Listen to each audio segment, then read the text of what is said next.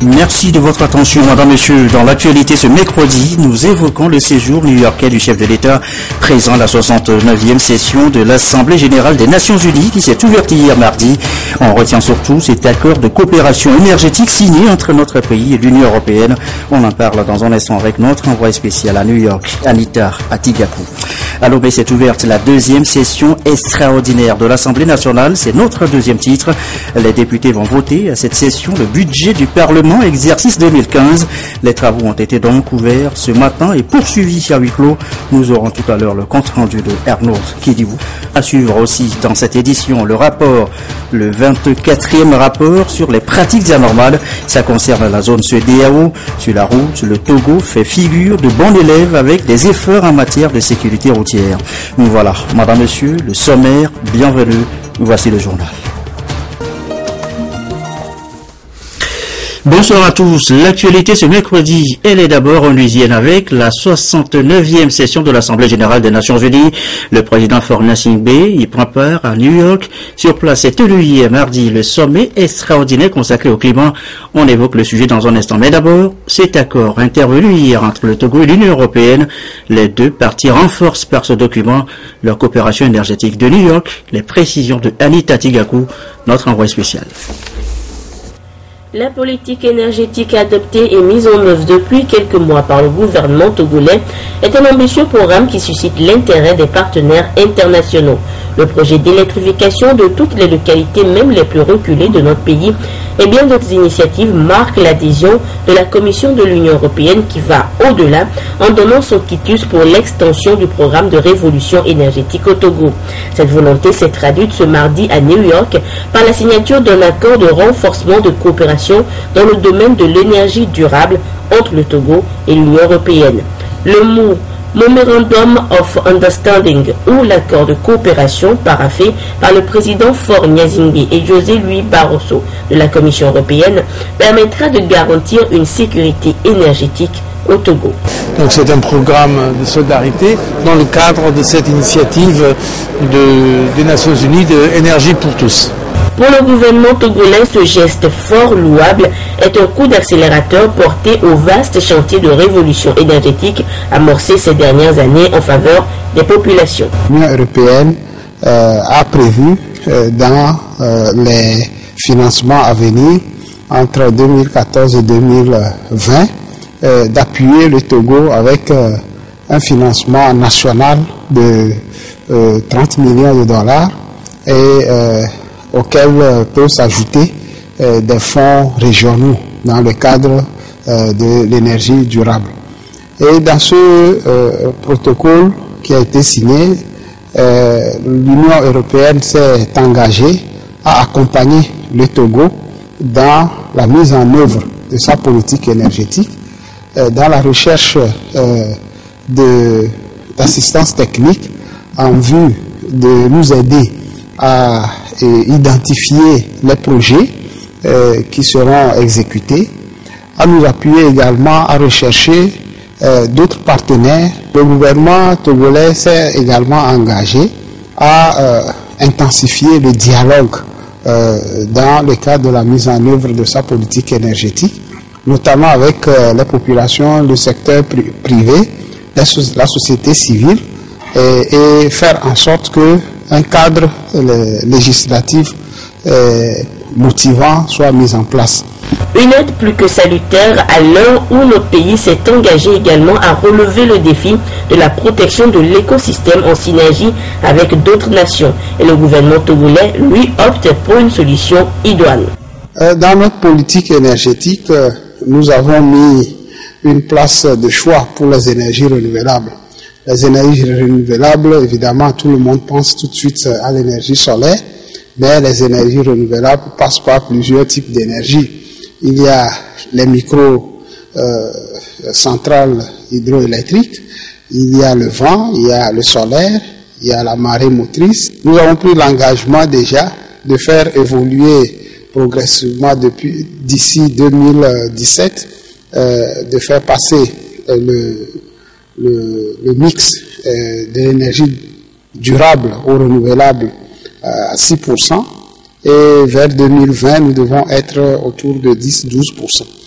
Le Togo, par ce nouvel appui de l'Union européenne, sera au rendez-vous de la mondialisation énergétique en répondant aux attentes des populations. Un acte qui traduit déjà dans les faits l'engagement pris par les dirigeants du monde, dont le président Faure Gnassingbé lundi à la tribune des Nations Unies, de placer les peuples au centre des politiques de développement. Le président Faure Gnassingbé qui par ailleurs a reçu Linda Thomas-Greenfield, c'est la sous-secrétaire d'État américain chargée de l'Afrique. La question sécuritaire, la coopération bilatérale ont dominé les échanges. Linda Thomas-Greenfield sur des propos recueillis par notre envoyé spécial à New York. With the President of Togo, we talked about issues related to wildlife trafficking, where Togo has played a very positive role in contributing. J'ai évoqué avec le président les questions relatives à la protection des espèces animales. Le Togo joue un rôle de premier plan pour combattre le trafic d'ivoire notamment. Nous avons également parlé de la sécurité maritime. Le Togo accueillera l'année prochaine une conférence internationale sur ce thème. Les États-Unis aideront les autorités togolaises à préparer cet important rendez-vous. Le gouvernement américain coopère déjà avec le Togo en matière de sécurité maritime dans le golfe de Guinée. Ce pays joue d'ailleurs un rôle central et je suis convaincu que cette démarche sera un succès. On en vient maintenant, je l'annonçais en début de journal, au sommet extraordinaire sur le climat. Une tribune offerte hier aux décideurs du monde entier sur les répercussions de leurs différentes actions sur l'atmosphère. De New York, le compte rendu, Anita Tigakou.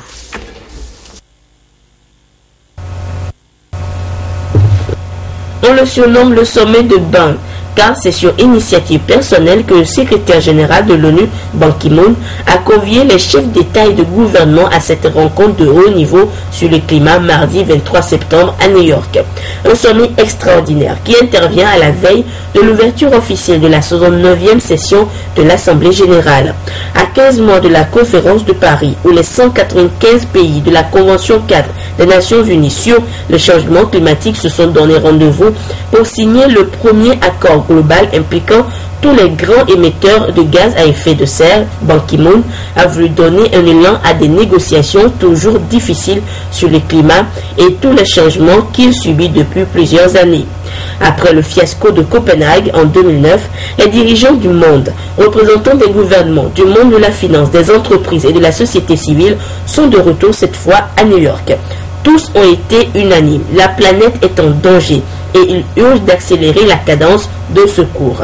Le Togo, pour sa part, a mis sa machine de riposte en branle depuis la signature du protocole de Kyoto en décembre 1997. Nous avons mis en place des communications, on en est à la 3e. On a mis un organisme en place qui s'appelle le PANA, le plan d'action national d'adaptation aux changements climatiques. Et nous avons également la stratégie de développement durable. Et puis nous avons pris aussi la résolution de reboiser au moins 5000 hectares par an. Alors tout ça pour vous dire que le Togo a fait des efforts pour essayer d'être en phase avec ce qui était préconisé. Contrairement à notre pays, les mauvais élèves se comptent par centaines et la sonnette d'alarme est tirée une fois encore pour un regain de mobilisation autour de notre patrimoine commun, la planète. Après les engagements pris par les chefs d'État, reste l'argent à mobiliser, notamment pour le fonds vert promis à Copenhague et réitéré ici par le président français François Hollande. Les pays en développement en ont besoin pour s'adapter et juguler les impacts du changement climatique et financer leur transition énergétique. Il est question d'atteindre 100 milliards de dollars, environ 78 milliards d'euros par an d'ici à 2020. Les participants à ce sommet se sont séparés avec l'espoir de voir les États, surtout les pollueurs, compatir à la détresse de la Terre. Voilà ce qu'on peut retenir ce soir du séjour du chef de l'État lors de cette 69e session de l'Assemblée générale des Nations unies à New York. Sur place chez nous, au Togo, c'est en revanche la deuxième session extraordinaire de l'Assemblée nationale. Elle s'est ouverte ce mercredi à Lomé, une session consacrée à l'examen et à l'adoption du budget de l'institution exercée 2015. Le compte rendu, il est signé cette fois-ci Arnaud Kidivou. cet exercice, il faut l'avouer, n'a pas été du tout aisé. Elle a fait appel à la fois au sens de responsabilité et à l'esprit de discernement de nos collègues et de nos collaborateurs pour opérer des choix difficiles, mais suffisamment éclairés, afin que notre budget ne dépasse pas les limites fixées dans la lettre de cadrage. Cela ne doit surprendre personne.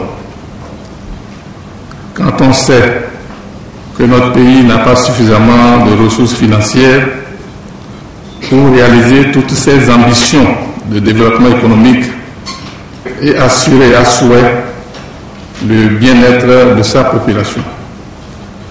C'est pourquoi l'Assemblée nationale, qui est l'émanation de cette population, est invitée à faire, elle aussi, preuve de réalisme dans ses prévisions budgétaires. Je voudrais donc compter sur votre sens de responsabilité pour examiner le budget de notre institution avec toute la circonspection qui s'impose compte tenu de cette réalité. Après cette introduction du président de l'Assemblée nationale, Dama Dramani, fixant le décor, les parlementaires ont entamé à huis clos l'examen du projet de budget de leur institution gestion 2015. Visiblement, ils ont suivi ces orientations puisqu'ils ont voté à l'unanimité, après quelques échanges, un budget qui ne couvre pour l'essentiel que les besoins imprescriptibles du fonctionnement de l'Assemblée nationale. Un budget qui s'élève à 4 165 304 067 francs. Clôturant la séance et du même coup, la deuxième session extraordinaire de l'année, le président Dramani a donné rendez-vous à ses collègues députés pour le 7 octobre prochain pour l'ouverture de la deuxième session ordinaire de l'année dite budgétaire. Une session au cours de laquelle l'Assemblée nationale aura essentiellement pour tâche l'examen et l'adoption du budget général de l'État, gestion 2015. Autre session évoquée ce soir, celle du Conseil des ministres de l'UMOA. Troisième session ordinaire au titre de l'année en cours. D'importants projets de financement dans la zone UMOA vont être examinés en prélude à la prochaine conférence internationale de Dubaï. Les précisions, Isidore Koubatine.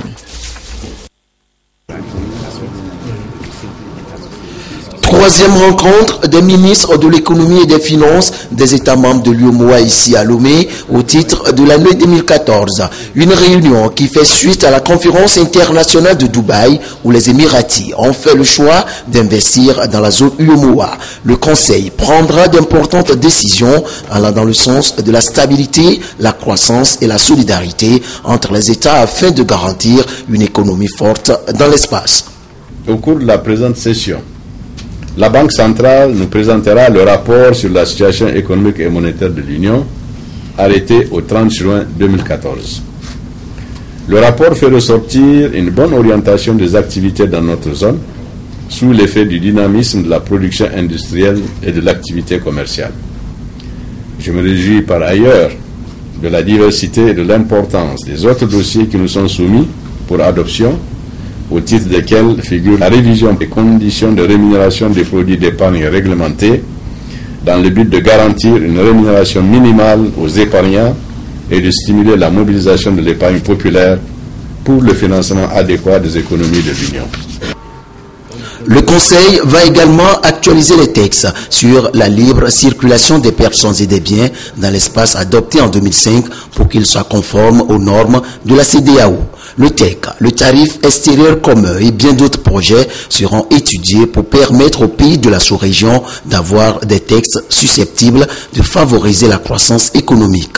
La politique culturelle retiendra également l'attention des ministres. L'UMOA veut promouvoir une ère de créativité où l'expression culturelle sera promue et partagée dans un environnement socio-économique dynamique. L'actualité, c'est aussi ce rapport sur les pratiques anormales. Rapport rendu public ce mercredi à Lomé, 24e rapport des tâches issues du partenariat entre les corps habillés, le point focal de l'Observatoire des pratiques anormales. Ça concerne la zone CEDEAO. Principale information, le Togo fait figure de bon élève en matière de sécurité routière. Luc Assis, Nancy Tchalan et Rachel Aoukou. Les formalités pour les véhicules qui quittent le Togo en direction de l'Interland sont désormais simplifiées. Ceci grâce à la levée de toutes les barrières physiques et fiscales sur les routes conformément aux normes de l'UEMOA. Les nouvelles dispositions prévoient que les camions soient en bon état et que les conducteurs respectent les normes requises. C'est le résultat d'une enquête menée par l'Observatoire des pratiques anormales OPA en Afrique de l'Ouest sur la gouvernance routière au Togo. Dans la sous-région ouest-africaine, le Togo maintient depuis 2011 sa première place en matière de sécurité routière, indique le rapport. Éliminer les points de la gendarmerie et de la police dans un pays sur un corridor très important, c'est comme donner du beurre et l'argent du beurre aux chauffeurs et aux transporteurs. C'est de l'or, parce que en Afrique où nous travaillons, c'est le Togo seul qui a pris cette décision et les retombées, on le sait tous, il y a beaucoup de camions qui vont vers les pays enclavés à partir du Togo et on peut le dire que même il y a certains opérateurs économiques délocalisent complètement leurs opérations des pays comme le Ghana, la Côte d'Ivoire et le Bénin pour envoyer au Togo juste parce que le tronçon Lomé-Sinkassé est très fluide. À cette rencontre de Lomé, ces experts de l'OPA et acteurs impliqués dans la sécurité routière débattent du contenu du 24e rapport de cette organisation.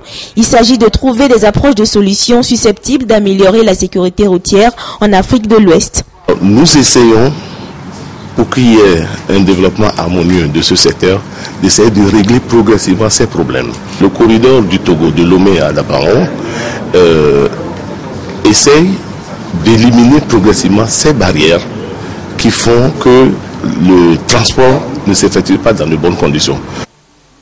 Le Togo a depuis juin 2014 rendu opérationnel le poste de contrôle juxtaposé de Sinkassé, une réforme qui a amélioré le climat des affaires dans la sous-région et a contribué à l'intégration régionale dans 3 domaines principaux: le développement des infrastructures, l'harmonisation des procédures administratives et la suppression des barrières tarifaires. Le but est de réduire les tracasseries routières et faciliter la libre circulation des biens et des personnes dans les 8 pays de l'UEMOA. Direction maintenant Corvier dans le Zior. Pourquoi Corvier précisément? Eh bien, c'est là que se trouve la ferme modèle Shalom qui pourrait bien inspirer le sous-secteur halieutique en quête de performance pour les producteurs d'Arlevan, d'où cette visite sur place du ministre Ourokoura à Gadazi. Reportage Ramdan Bassina. Améliorer les performances du sous-secteur halieutique au Togo à travers une assistance technique aux promoteurs des closeries dans leur domaine de production d'alevin. Le ministère de l'Agriculture, de l'Élevage, de la Pêche, à travers le projet d'appui au secteur agricole PASA, entend soutenir ces fermes piscicoles. Il y avait eu déjà une première formation qui avait été organisée. Concernant les cellules, nous avons appris aux techniciens et promoteurs de fermes togolais comment il fallait manipuler les géniteurs de cellules pour avoir des larves. Aujourd'hui, l'objectif de la formation est de les amener à faire survivre les larves que nous avons obtenues des premières manipulations. Comment s'occuper de ces larves pour qu'elles arrivent à un stade alevin pour être vendues, disons, à d'autres pisciculteurs qui vont les grossir. C'est la ferme piscicole Shalom à Corvier dans la préfecture des Zior qui sert d'espace à cette formation. Dotée d'une écloserie d'une capacité de 50 000 alevins par semaine, elle sert de modèle pour les autres acteurs. La technique de production des alevins monosexes mâles de tilapia et la production artificielle des clarias ou cilieux sont entre autres modules de cette formation. Le résultat attendu, c'est de pouvoir permettre à chaque producteur de travailler bien dans sa ferme et d'augmenter la productivité des alevins et des poissons marchands. On a appris à faire la reproduction artificielle du clarias et les restes du tilapia monosexe. En faisant l'accouplement de tilapia, on prend les mâles et les femelles et on les met dans un bassin Après 13 jours, on fait la récolte des larves et on les met dans notre bassin. C'est par là qu'on commençait par les nourrir avec l'aliment hormoné. Pour le ministre Agadazi, en charge de l'élevage, ces méthodes de production sont à encourager pour une productivité plus élevée dans le dit domaine. Après la phase théorique, il était nécessaire de venir sur le terrain pour voir concrètement ce qui a été fait en termes de traduction des idées qui ont été conçues dans le document cadre qui a lancé le programme national d'investissement agricole et de sécurité alimentaire. La réalité, on a été impressionné. On se dit que quand on a la volonté d'agir, il n'y a pas de raison qu'on ne réussisse pas. C'est vraiment une réussite de la ferme Shalom. Cette session s'inscrit dans l'exécution du projet d'appui au secteur agricole PASA, une formation des promoteurs des closeries sur la production des alevins monosexes de tilapia et les alevins de silure. Autre destination ce soir, Ogou avec l'escale d'Anier, avec pour les députés unir de la préfecture les bras chargés de fournitures scolaires pour cette rentrée pour les populations. Geste imité par ailleurs par la nouvelle jeunesse de soutien au président fort qui a également tiré la sonnette d'alarme sur le virus Ebola. Yves Vivier Atakwame, Nathalie Kwanegui, Shalom et le compte rendu.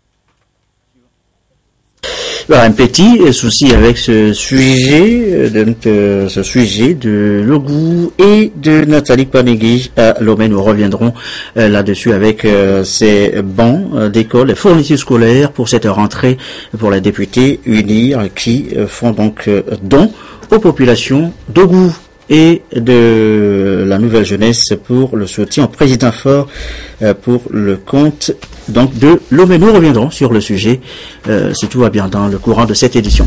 Pendant ce temps, l'Alliance des démocrates pour le développement intégral, le parti a dit de Aimé Tiaboré Gogué clarifier se prononcer après l'élection de 3 membres de l'ANC, la CENI, la Commission électorale nationale indépendante, une élection qui fait courir beaucoup de bruit.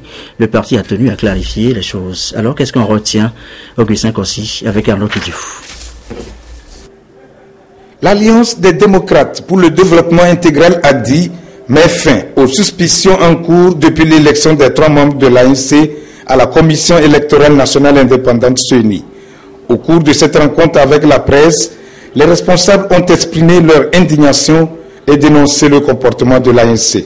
ADI n'est pas satisfaite du comportement que notre partenaire principal, l'ANC, a eu lors de la formation de la CENI. 3 sièges sont revenus au groupe parlementaire ANC-ADI et l'ANC a pris tous les 3 sièges, n'en a laissé aucun à l'ADI. C'est pour manifester notre désapprobation sur ce comportement. Pour le moment, il y a un petit froid, mais ça ne veut pas dire que ça ne va pas se réchauffer. Tout dépend du comportement que nous aurons de part et d'autre dans les prochains jours.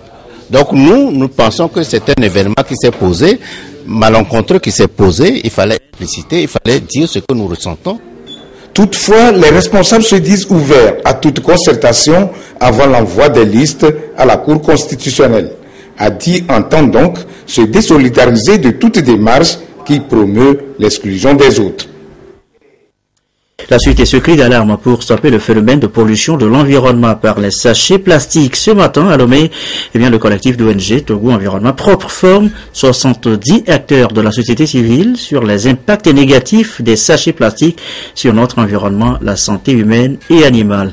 Cette formation vise à contribuer à la mise en application du décret du 5 janvier 2011 fixant les modalités de gestion des sachets emballages plastiques au Togo. Les précisions avec Aliou Ouro Tichri.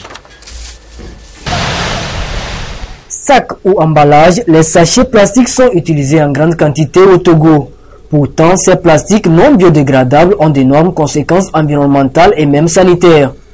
Pour venir à bout de ces menaces, le collectif d'ONG Togo Environnement Propre forme 70 acteurs de la société civile dénommée Brigade de veille environnementale. À la fin de la formation, ils vont désormais sensibiliser et inciter la population à participer activement à la préservation de l'environnement. Nous allons rentrer dans les quartiers. On va les sensibiliser d'abord, les aider à enlever ce sachet plastique très vite pour l'opération de lancement. Et au fur et à mesure que nous évoluons, on va faire ce travail-là d'une manière ou d'une autre. 2 fois par semaine, on peut sortir et ramasser dans ce quartier tous les plastiques non biodégradables. Le collectif d'ONG Togo Environnement Propre accompagne ainsi la politique des autorités togolaises à travers la promotion d'une gestion durable de l'environnement et ce dans l'atteinte des objectifs de développement durable.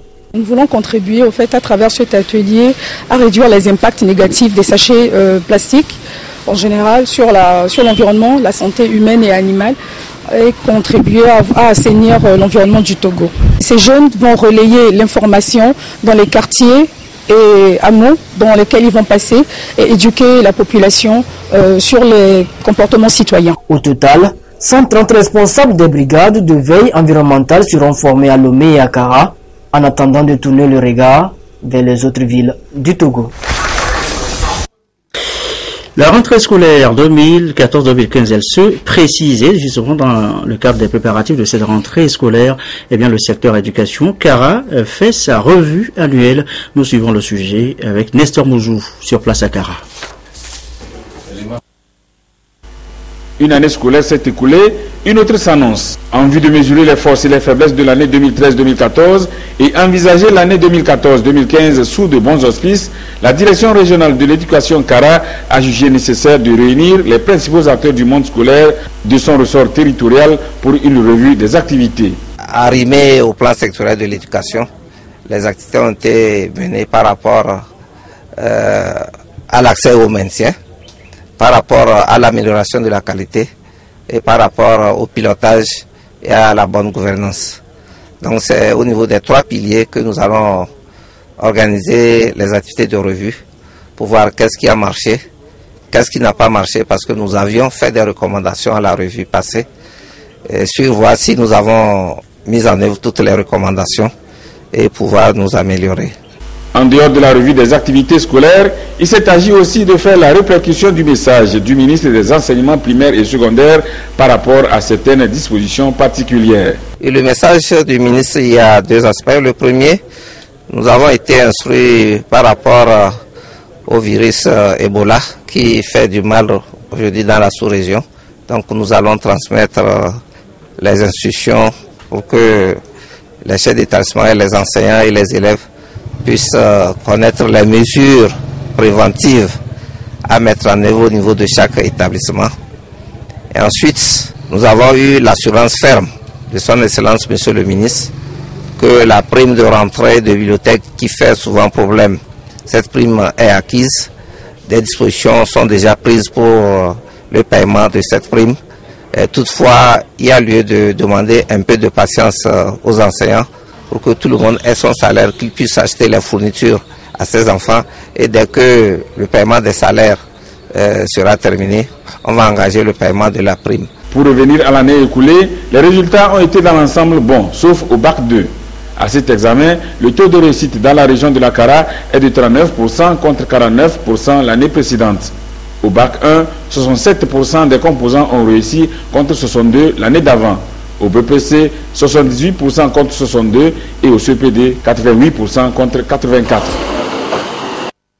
Et dans quel état d'esprit se prépare cette rentrée 2014-2015? Côté parents d'élèves, côté enseignants, eh bien l'une de nos équipes de reportage a fait le tour en ville. Reportage signé Nancy Tchana, Adolphe Baka. Encore quelques heures et fini les jours pour ces enfants. Tous vont regagner les classes.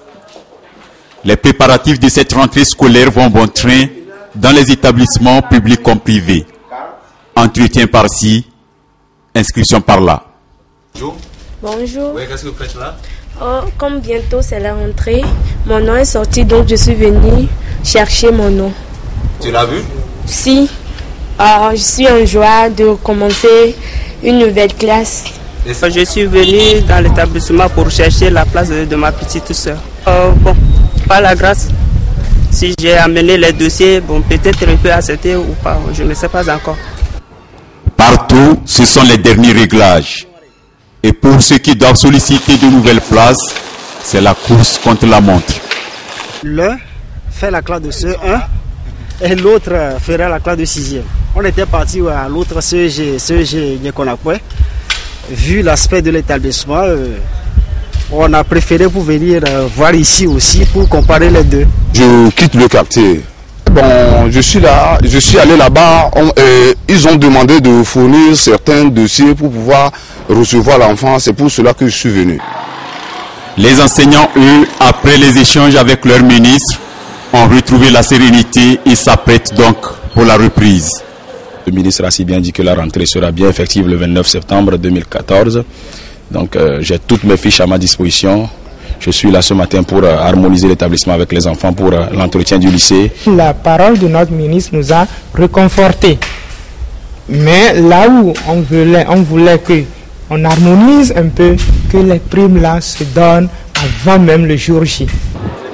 Dans les ateliers de couture, c'est la saison des belles affaires pour la confection des uniformes.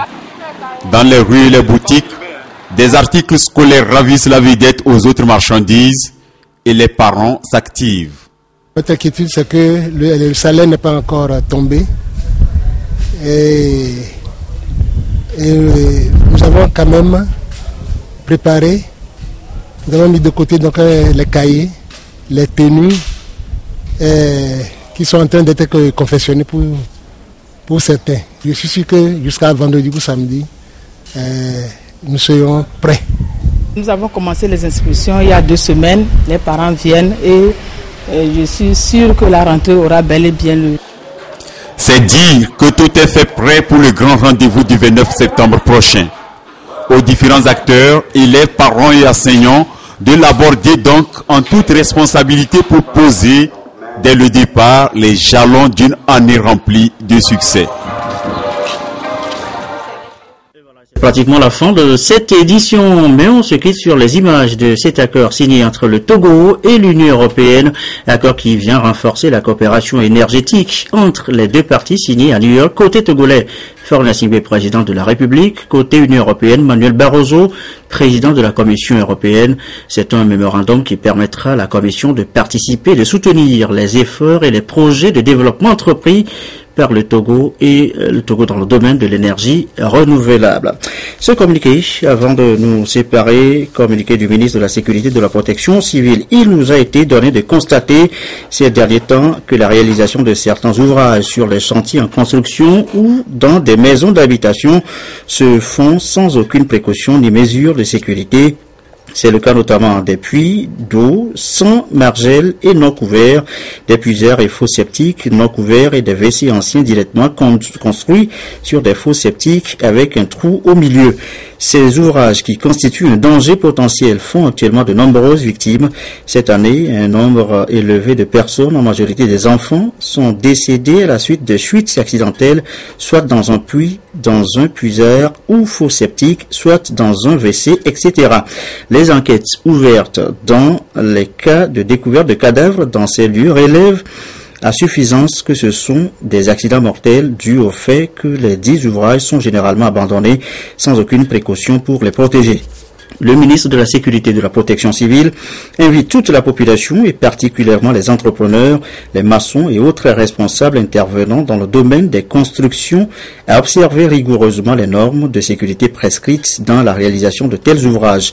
Il porte à la connaissance de tous que ces actes de négligence seront constatés dans l'avenir par les forces de sécurité qui seront constatées, donc exposent les contrevenants à la rigueur de la loi. Il compte sur le sens de la responsabilité de civisme des uns et des autres et remercie toute la population pour sa bonne compréhension.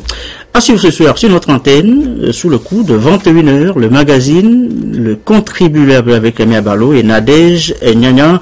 Nadège, bonsoir, vous êtes déjà avec nous. De quoi parle-t-on ce soir dans votre magazine?